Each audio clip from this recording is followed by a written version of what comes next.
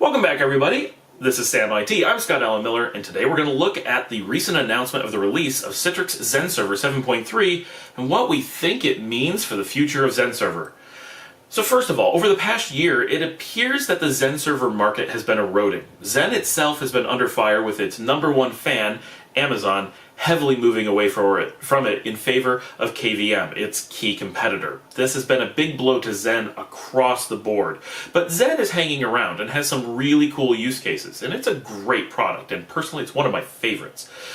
Built on top of Xen is XenServer, which is still an open source product, but it comes from Citrix and is treated very not open source in many ways, or at least not the ways we assume open source should be treated, and there's no pure implementation of the full open source package that is actually usable. No one has one, no one's been able to get it to work.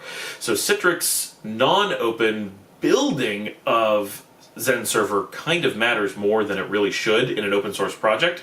This tells us two things. One, that we can't really think of XenServer as being very open source, even though it technically is. I don't want to get into a religious argument about what isn't open source. I realize that technically the source is open. Any given component can be monitored and changed and used, but there's no open source implementation of the open source code that becomes XenServer. So as an overall package, it's extremely closed, at least in behavior. We can think of it as proprietary, possibly. Maybe that makes more sense. But because there is no open source implementation, what this also tells us is that the market doesn't care. Basically, even though Citrix has technically made it open, no one is willing to take the time to grab that source and make the XenServer product without the encumbrances that Citrix puts on it, because no one thinks it's worth it. And that tells us an awful lot about the market. It's only worth it because Citrix makes it free in some specific circumstances. Well, that's where 7.3 becomes important. Now, over the past couple of years with 7.0, 7.1, and 7.2, we've noticed kind of a slowing of importance of XenServer across the board. It's not doing so well. It's not keeping pace with other products. Important underlying components are being ripped out. It's hard to use. It's not advancing like it should. We've had a pretty bad feeling about it for a while, but it kind of fills a good market niche, and so we kind of stick with it and have been holding out. With 7.3, Citrix has officially ripped out a lot of core value out of the base free product and moved it only into their paid products. Now, it's all still open source, so you could, in theory, go get it and build it yourself, but again, nobody cares. So now what we see is not only does the market not care enough to build an open source free product out of this, but Citrix doesn't care enough to maintain their funnel of free products into their paid ones.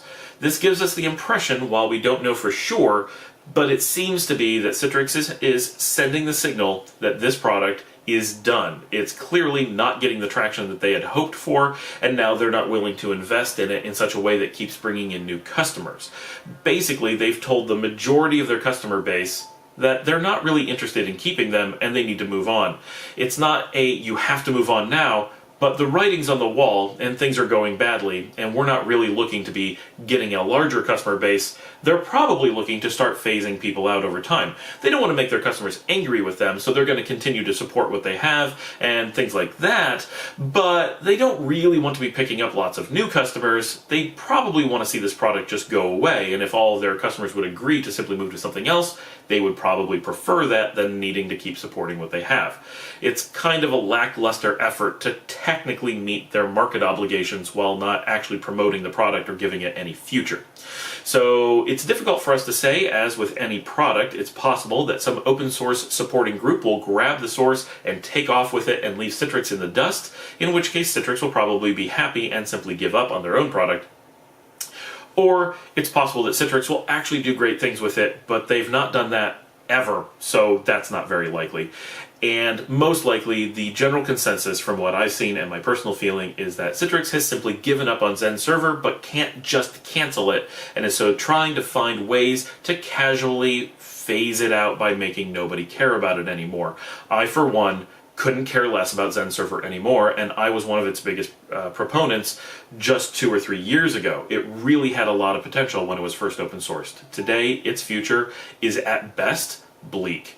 Thanks for joining me. Are you using XenServer? Are you thinking about Xen instead of XenServer? definitely stuff to discuss in the comments below. Please remember to give us the thumbs up for a like, subscribe please, and if you would do so, consider a small sponsorship via Patreon. In the links below, in the description, you can see a link to Patreon where your donation can help fund educational efforts such as this one. Thanks for joining me.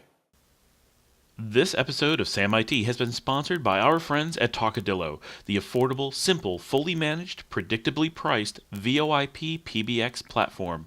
Learn more at talkadillo.com and help to support Sam IT.